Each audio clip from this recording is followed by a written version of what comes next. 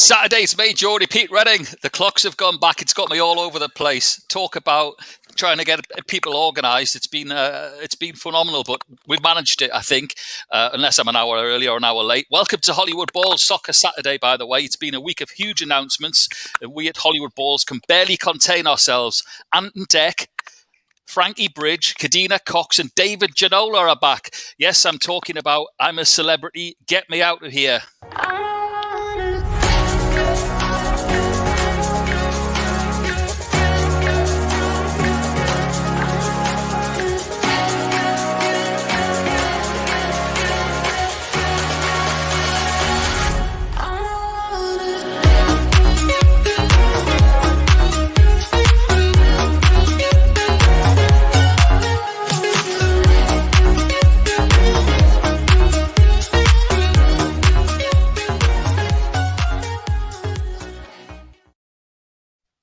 Welcome to Hollywood Balls, presented by Manscaped, the men's grooming champions of the world.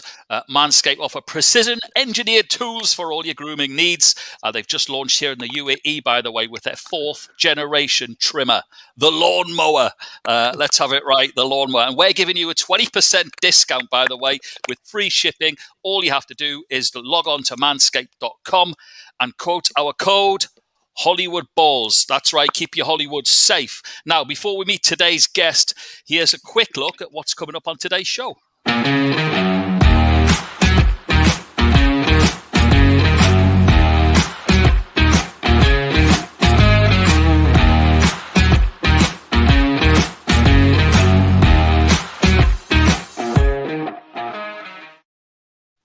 Of course, we're going to preview the big game. It's the Manchester derby. Some would argue it's not the biggest game of the weekend, but it certainly is in Manchester. Cracking show, by the way, we've got lined up for you. We're going to be talking about Conte at Spurs, Xavi at Barcelona, and what's going on at Aston Villa, who can't buy a win. Also, what's going on at Kev's former club and our current guest club, Everton.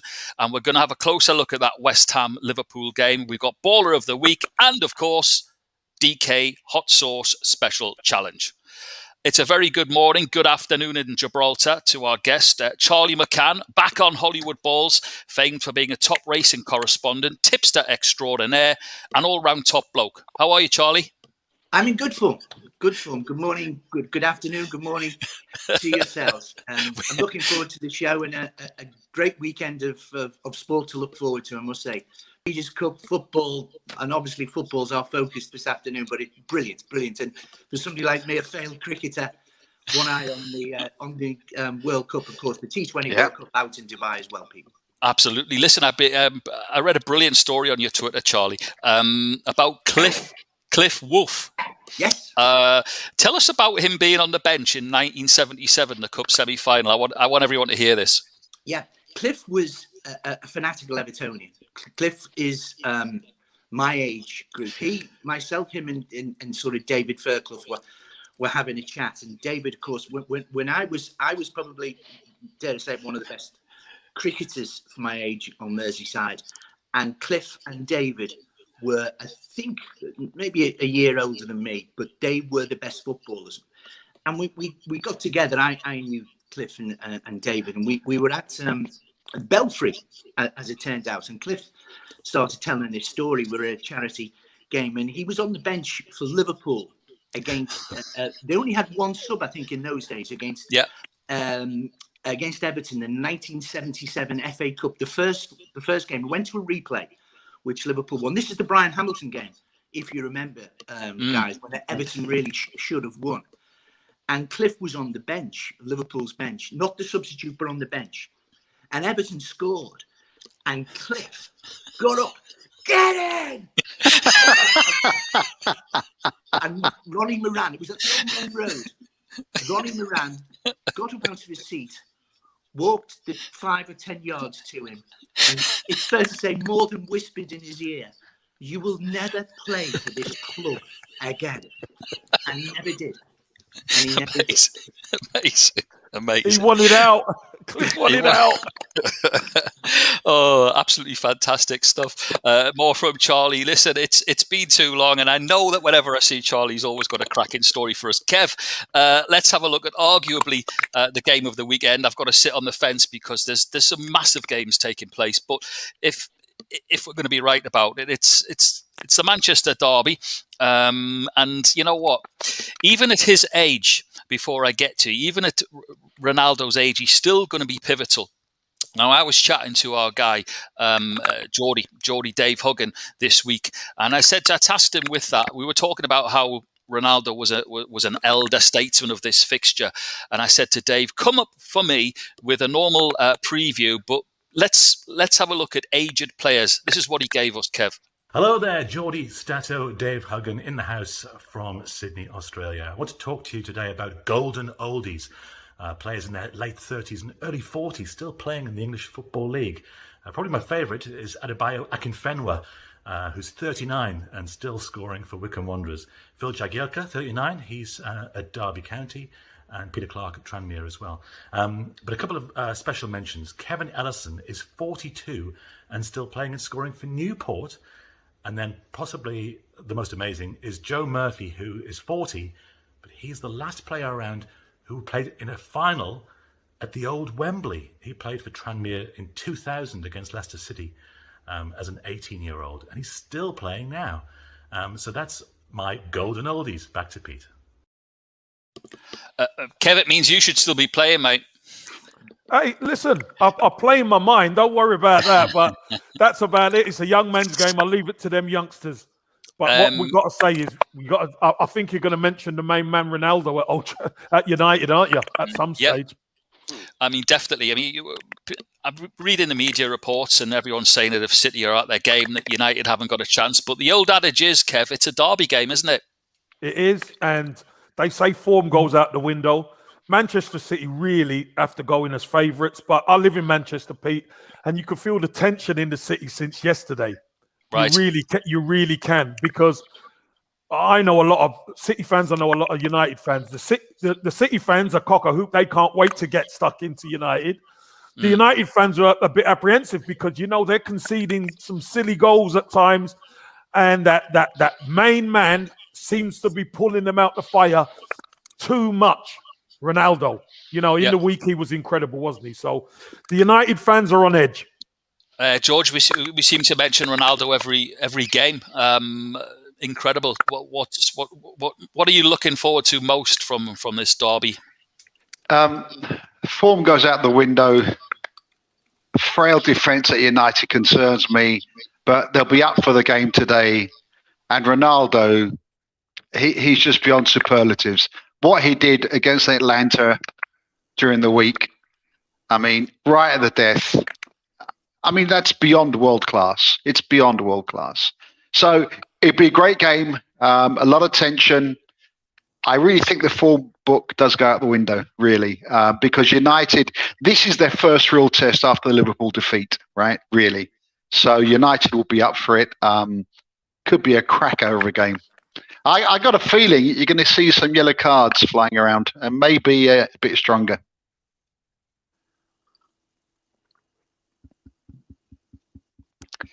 Pete, we can't hear you. Can you hear me, guys? Yes, George, I can hear you. I couldn't hear Pete. There we go. Is that better?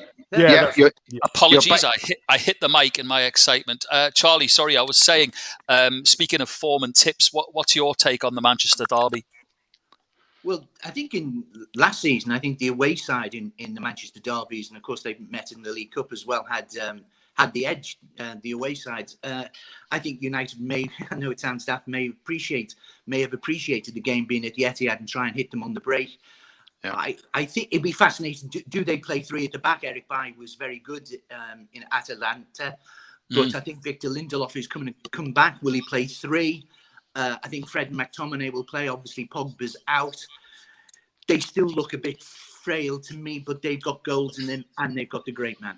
You know, we talk about, you know, goals and things like that. And a lot of people had said that some of his goals in the Premier League so far were tap-ins and things like that, Ronaldo's. I must say, I thought the first goal was wonderful. in Italy. I thought the second goal was just mesmeric, just the sort of thing that would get you off your feet. But anybody else, you would think, wow. But because it's him, you almost think, I'm sure everybody was WhatsApping who writes his scripts, whatever, but what a player. It was just typical Ronaldo. He is not going to close people down like we know that. But my goodness, what an extraordinary talent. And the evergreen Ronaldo, the magnificent Ronaldo, you write off Manchester United at the peril. Bruno Fernandes is due a game as well. He's due something. Will they play Cavani? I don't know whether they'll play with two. I think Cavani's out, Charlie. I think he's out injured. Well, that makes that decision. But does Mason Greenwood come in as well? Does he play? Will he try and strengthen? Maybe bring Matic in alongside, or will he go? The interesting thing is whether he goes three at the back or the flat back four. The flat back four that he went to, of course, when Varane got injured at Atlanta midweek. But fascinating. I think Manchester City the best team. The head says Manchester City are the best team. Manchester City, will they think, we've got to do something? Liverpool put 5 past this lot. Yeah. No, it doesn't work like that. It won't work like that. This is a Manchester derby. Manchester City are the better team, but they haven't got Cristiano Ronaldo. No, they haven't. Thomason's in the house. Nice to have you with us. He said Ronaldo steps up when he's needed most. That's what makes him a top player. It does indeed. George, it's good to see you again. We were on last night on our TFA family show, as always. We were talking about new managers, so I've got to give you first go on Soccer Saturday because there's a new man in town in North London. Just how exciting is it to have Mr. Conte around? I think every Spurs fan is pinching themselves, we can barely believe it. I think we're still not sure it's real. We're so excited.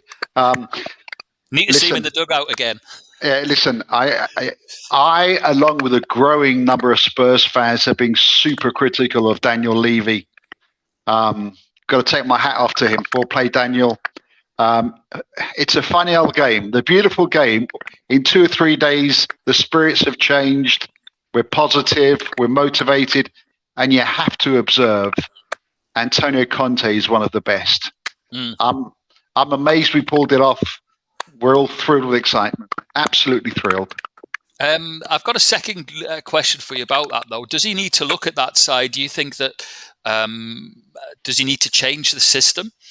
Because I was looking this morning before we came on air, George, and I was quite shocked to find out that there's only Norwich scored fewer goals than Spurs. Yeah, there are a number of things that need to change, clearly. Firstly, I note some of Conte's comments. The players are not fit enough, in his opinion. He'll play a 3-5 formation, going forward. He'll get the best out of the existing players. But there will be changes, and in time there'll be more players coming in. I can't imagine Conte would have accepted the job without some assurances of decent transfer budgets, right? I'd love to see that agreement with a tick list. Pete, I think the problem for that I would think about, and I understand the Spurs fans are cock-a-hoop. I mean, I've had my mate come out of hiding. My mate has come out of hiding, right? But he's only signed an 18-month contract. Right. 18 months it's like Watford. It's not a good sign. If you're going to go for a Conte, you want him tied up for 3 or 4 seasons so he can build. 18 months. Yeah, I'd be worried about that. If I understand this correctly, there's a 1-year option at Spurs' discretion. So really, you've got to consider that as a 2.5-year contract, I think, at a minimum.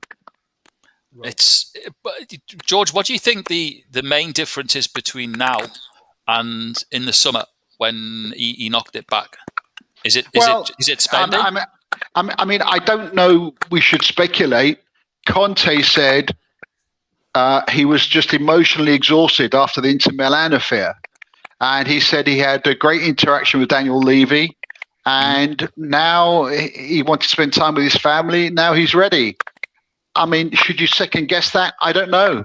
It seemed genuine. Who knows, right? Nobody knows. But Charlie, one thing, Charlie, is that it's great to see a manager of his caliber back in the Premier League, isn't it? Oh, it is. His passion, drive. You do know, though, guys, that he can't play. You know, that this is Antonio Conte. He's only allowed to manage.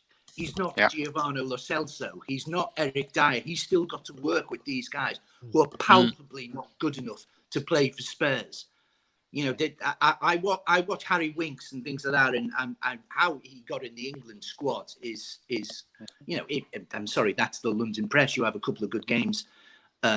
You know, similarly with, you know, there are other players who, you know, not in the Arsenal side, certainly not Bakary Saka, of course, who's in my mind one of the greatest, you know, potentially one of the greats of the Premier League. But I'm going to contradict myself, because I do think Spurs will win. They always beat Everton. I just wondered when Conte, I would again agree with George, what has happened in the interim period that he turned him down. And I was wondering as well, if he'd have gone, would he have taken Romelu Lukaku? As a result, would Harry Kane have gone to Manchester City? And would it have left the void with Chelsea? Now, Chelsea aren't doing so bad without Lukaku, as it turns out, anyway. But I'm fascinated. But the one thing that Spurs squad is palpably not good enough. I remember when they got beat by Arsenal, I looked at the statistics, and not only did they not have a player booked, I think they committed 4 fouls in the whole of 90 minutes at the Emirates. That is not. There's something rotten in the state of Denmark. Now, Conte will get that passion, etc. Into Højbjerg normally for Denmark makes 5 fouls a game. And he used to at Southampton, and in his early, something was terribly wrong at Spurs. Now, I think Conte will bring it round, but at the same time, I really do think they have spent poorly. And we'll get on to another team who've spent poorly, near to Kevin and my own heart. But I think Spurs have, and he's got a massive job. Top 8, you know, I think the top 6 in, they may finish 6th or 7th, but they'll only sort of limp into that at best. Kev, someone else who's got a massive job if he signs the paper today is Eddie Howe. It looks like, for all intents and purposes, he's going to be at my club. Graham, the Jinx from Sunderland, has just texted in, by the way, Brighton, please, as he always does to me every weekend, whoever we're playing. Graham, don't you worry, mate. We'll be getting on to Division 3 a bit further down the show. But Kev, getting back to Eddie Howe. A good all-round appointment, I feel, a young English coach who literally, not even 6 months ago, was touted as possible Arsenal, Man United and England coach. Yep. He's got a good pedigree. He's managed in the Premier League with a little budget. Let's be honest. He's probably the smallest budget in the Premier League. He done so well with Bournemouth. But in the end, you know, you keep going to that well and having less talent. You know, there's going to be a hole in your bucket at some stage. And that's what happened with Bournemouth. They went through the trapdoor and he couldn't save them. But I think it's a really good appointment. It's a fresh appointment. For me, Eddie Howe with money, obviously now he has to deal with maybe a different pressure. Newcastle are a huge club. Having money to spend, you get better players. And let's see what he can do. Because one thing you do know, he plays attractive football and his teams try and win the game. That's for sure. They always try and win. So I read a good move. I read an interesting quote to say that Newcastle fans could expect something of a Keegan type approach with, if they score 3, Eddie will try and score 4. You know, in my latter stages, I was 20 odd when we witnessed that. I don't know if I can take it now, but I'll take anything currently. Kev, I want to stay with you because arguably another massive game is, can Liverpool stop this West Ham juggernaut with Moisey? Liverpool can. They can. But let me tell you something. West Ham are really high in confidence. You know, they've got a good spine to their team. They've got a good defense. Midfield is very, very good. I tell you, that Declan Rice, don't everybody watch him, because he's a really, really top player, and he'll be getting bought from West Ham. I'm telling you that for nothing. And up front, they've got Mikel Antonio, who is a handful for any defense. So once you've got the spine right, all the other pieces tend to come in pretty well. So I think they can obviously stop the train, but it's going to be a tough one, especially at West Ham. Yeah, I think. Yeah, listen, West Ham, fabulous. They're doing so well. It's so good for the game for a club like West Ham to do so well. And Declan Rice, to Kev's point, what a player! What a player! Indeed. Yeah. Pete, just a matter of interest, you say, I think you've got your timescales completely wrong with regard to Eddie Howe. You said 6 months ago he was being touted. 6 months ago, I think if Eddie Howe 3 or 4 years ago, because he's an Evertonian, I wanted him to be given the opportunity at Everton. I think in the last 6 months, we've got to go back to what happened at Burnley. You do notice, but Bournemouth haven't done so badly without him, and he got Bournemouth relegated last season. I'm sorry, we can't all say that they're all great appointments, and I think the jury is out. I think he's a short-term fix. I think I remember when Mark Hughes was City had a job at City. I just wondered. Sorry, he was the incumbent, of course, but I can't really. Eddie Howe's star wasn't really in the ascendancy. I must say, I'm very surprised. What he'd been waiting for, I don't know. But I would point out that 2 or 3 years ago, yes. Now, sorry guys, no, and we've got to go back to what happened at Burnley. And why has nobody else been knocking on the door? Why weren't Everton knocking on the door for him? And Newcastle, interesting. Arguably, Yeah. Maybe they were. You can't have to say, "Oh, he's a great manager. He's a great manager. That's a great appointment." Yeah. Maybe they were. Yeah, Charlie, I suspect Eddie Howe may have not been number one choice. That's the first observation. But what I would observe is that Newcastle in a very unique position. They've got 4 points. So you need someone who's had the experience of a scrap at the bottom of the Premier League and someone who can have the vision of playing more expansive football. That's why I think it's a relevant and a good appointment. Given the context, I think it's a good appointment. It's interesting. I feel that Charlie. I don't think you could be wrong. It could be they may have that. Oh, Charlie's disappeared. Must have upset him. I think that possibly he could be right. Maybe they are looking at it as a sort of interim. I'm quite excited by it. I've got to say quick hi to Anne Ochia, who's just joined Hollywood Balls today. Anne, lovely to have you on board, and thanks for being a member. Look forward to hearing your opinions on the show soon. Charlie's back. Or is he? He's back. Next. Charlie, that wasn't me. I didn't switch you off because you don't agree with me. Don't you worry. No, listen, I was coming to you, Charlie, anyway. It's interesting. Just to wrap that up, I think that it remains to be seen what Eddie can do. He's certainly got a job on before the January window, that's for sure. Matt is closer to your front door. Everton. I was pondering about this last night, knowing how passionate you are and how you just speak the truth. You say it how it is. So I was thinking, I'll give you the platform. I mean, what is happening there? It's not how it was in the brochure at the beginning of the season, is it? No, but Rafa Benitez has inherited a poor squad. He hasn't been helped with injuries to pivotal players. If he wanted to go to St. James's Park, by the way, I'd get on the plane and drive him there myself. Let's get that absolutely right. I'd turn you back round.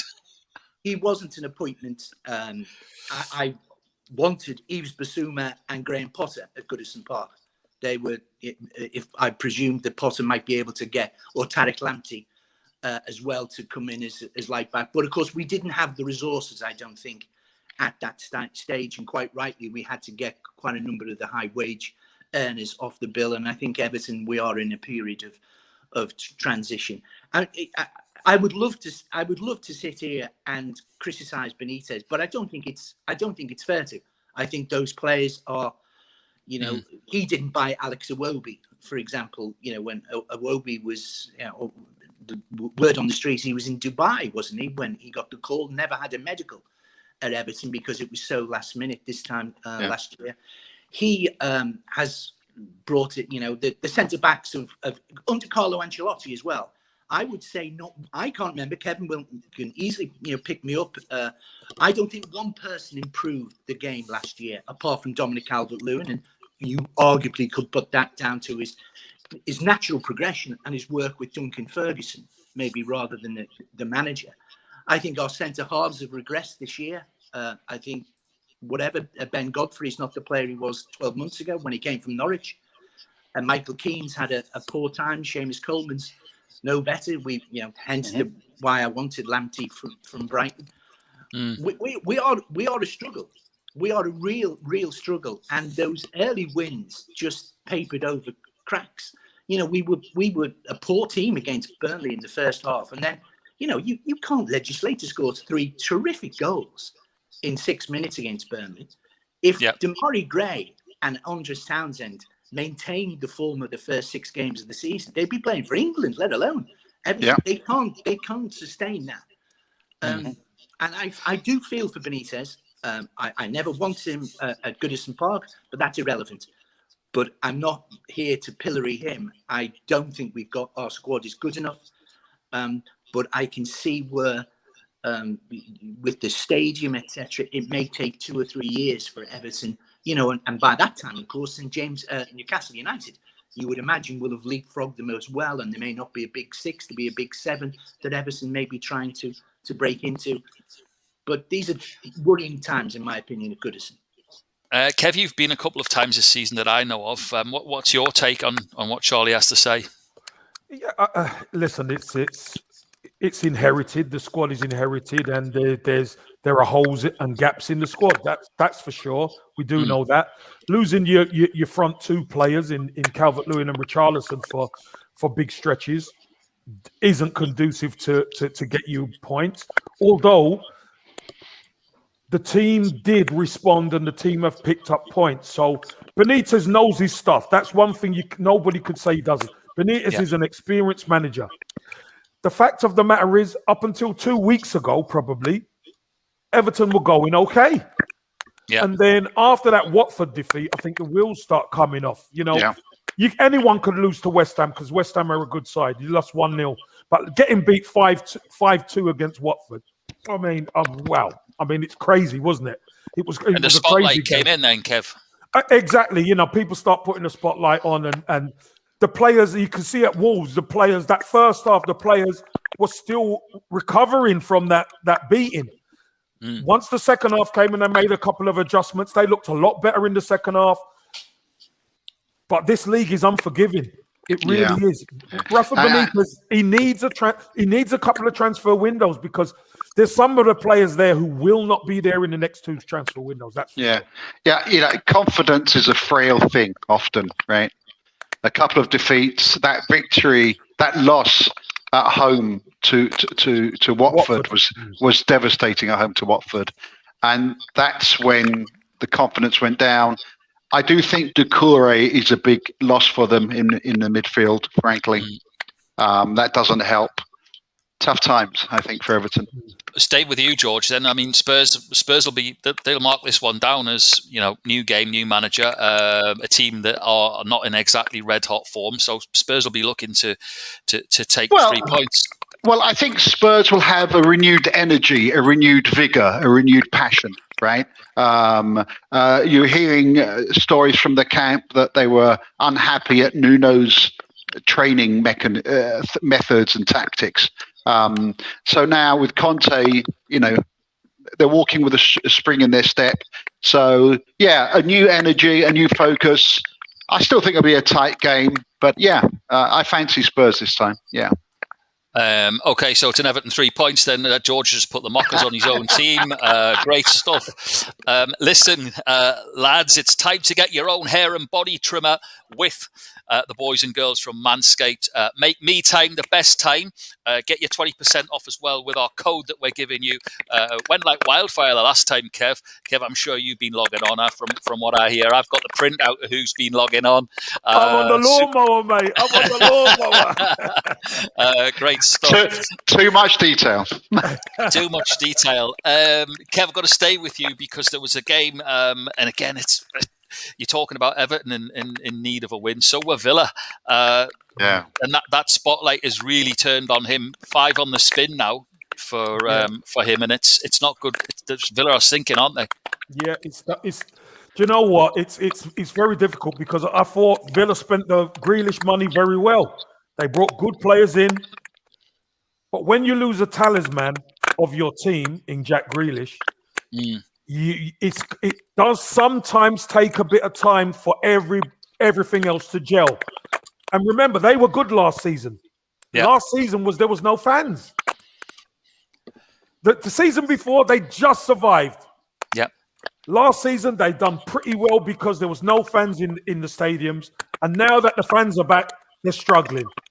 It's the life of a football manager, the life of a footballer.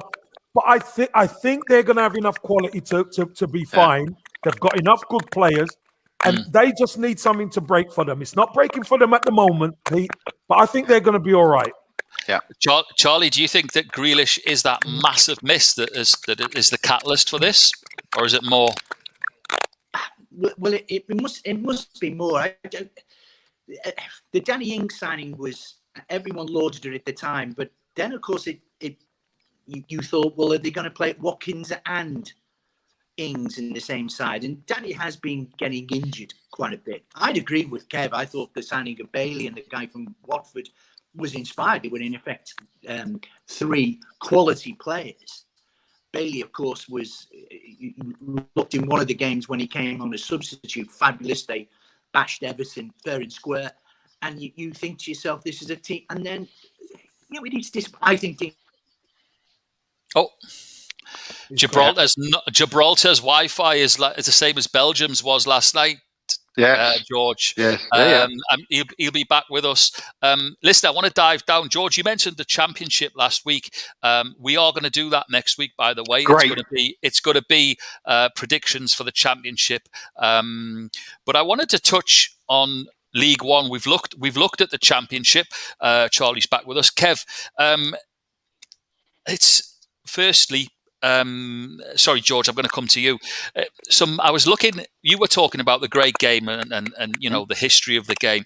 Now, looking in League One, I'm going Sunderland, Sheffield Wednesday, Ipswich Town, Pompey, Bolton, Charlton, all in that league. It's quite great incredible, names, great names, great clubs. I'm no different to most football fans. When I was a young lad, they were huge, right? And you want them to come back. The trouble is now there are so many big names, they can't all get into the Premier League or even the Championship. It's not easy. You get out of the Premier League, the Championship is really difficult. League One, in many regards, is even more difficult given the context. But some huge names. I mean, who would have thought the Sunderlands of this world, after all these years, are still in League One? I know you'd probably be happy, Pete, right? But it's, I remember getting to Bolton as a lad, as an away fan for Spurs, and thinking, oh my God, what a team!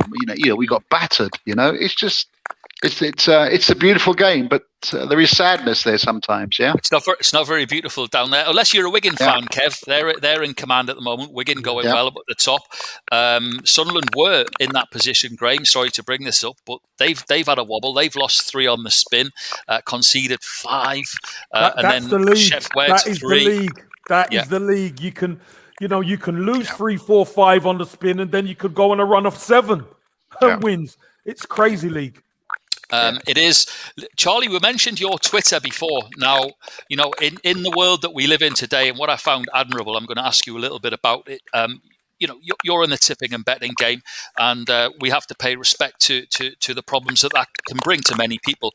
I noticed with interest that you've got the begambleaware.org handle on your Twitter. Can you tell us a little bit about that, the Be Gamble Aware sort of website and what it focuses on? Well, it's absolutely essential for everybody to be aware. I mean, you in the world I have worked in now for over 20 years. It's gambling awareness is absolutely fundamental now. It always should have been, but it is now coming more and more to the forefront. And so, absolutely rightly, if you feel you have a gambling problem, there are so many different bodies out there. But and do take responsibility yourself. If you have an account with a gaming company, I would suggest you put your own limits, you put time scales, you control it, you manage it, and then if you have your problems and you have your sort of demons, then you must get advice and counselling and help. I'm sorry, for the vast majority of people, they can manage that and sustain it. Other people, I'm afraid, cannot, and they are the Oh, wise words, George, from Charlie, isn't it? Well, look, the difficulty is this. Most gamblers will tell you, I'm strong enough, I know my limits, and they try. Then they get another email. They get another advert. That some get phone calls. You haven't had a bet for two months.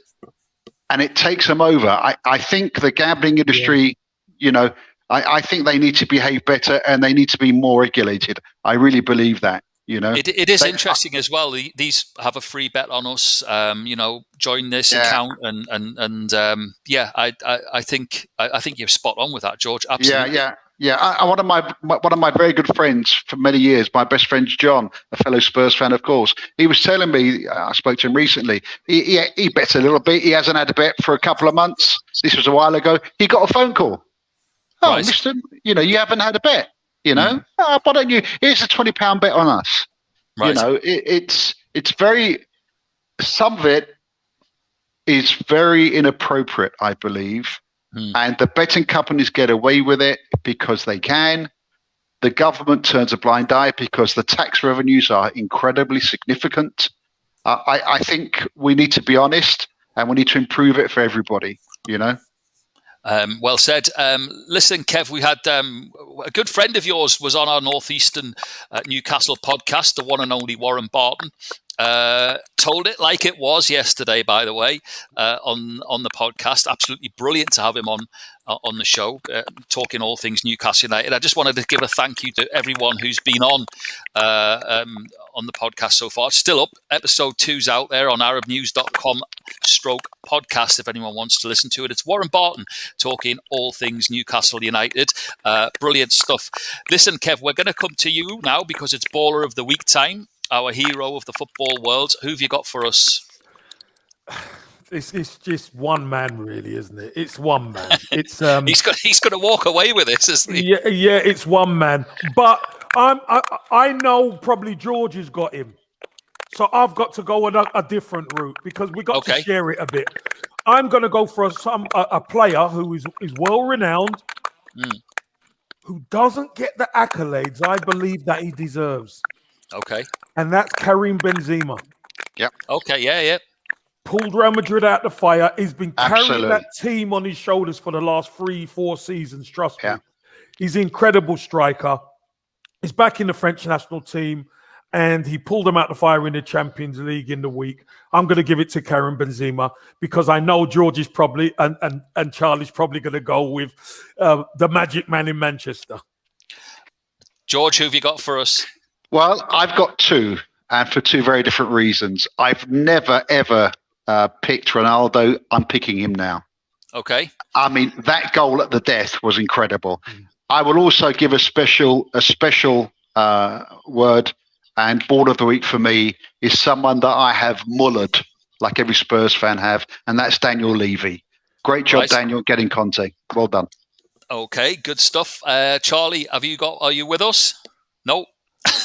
Oh, he's there. There he is. Go on, Charlie. There he is. Have you got a Baller of the Week, a football hero? Yeah, I think Lewandowski to score his 100th Champions League goal, 100 Champions League game, to score 82 times in the world's premier competition, club competition, is extraordinary. 218 Bundesliga goals. We've waxed lyrical. Somebody, certainly my age, waxes lyrical about the great Alan Shearer and how many goals he scored in the Premier League, and you think that could never be beaten. One interesting thing about Lewandowski, of course, I think it's 2010, when I believe Blackburn Rovers thought they were going to sign him. I think it was before he even went to Dortmund. Wow.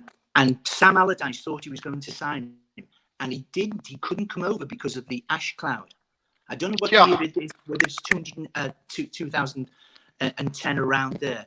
But I always remember. But Lewandowski, another time, who knows, he would have been in the Premier League. If he comes over now, it'll only be in the twilight of his career. But to score 82 goals in 100 Champions League games, phenomenal. Brilliant. Absolutely. Okay, it's hot sauce time. It means it's DK Hot Sauce Predictions, kindly sponsored by Danny Kwang's magnificent hot sauce. Now, before we get into last week's winner, we've only had one Dubai winner, by the way, that's walked away with the DK Hot Sauce, and that's our Samantha. She showed it to you boys. She did well again last week and the week before. There she is with a DK Hot Sauce. So it's all to play for. Kev, you were victorious last week. Sorry, Pete. Can I hear that again? I missed that. Is that another win, Pete? It is, yes. You scraped home last week. George, you were unlucky. You were actually the only person that got one actual nailed-on score, but Kev had overall. So it goes to Kev. Okay, so we've got in the house today. It just keeps getting bigger and bigger. We've got Andy Briggs down under, Danny Kwang's in, of course, Dan Chadwick, Scotty Shepherd, Samantha Shepherd, husband versus wife, love that. Lee Cosgrove, Manchester United. Got to give a welcome to Ahmed Ismaili. Ahmed's making his Hollywood Balls hot sauce predictions debut today.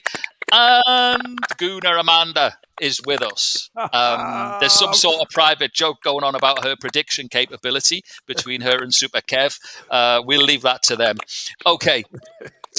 As always, it's guests first. So, Charlie, score prediction for the Manchester derby, please. Man United against Man City.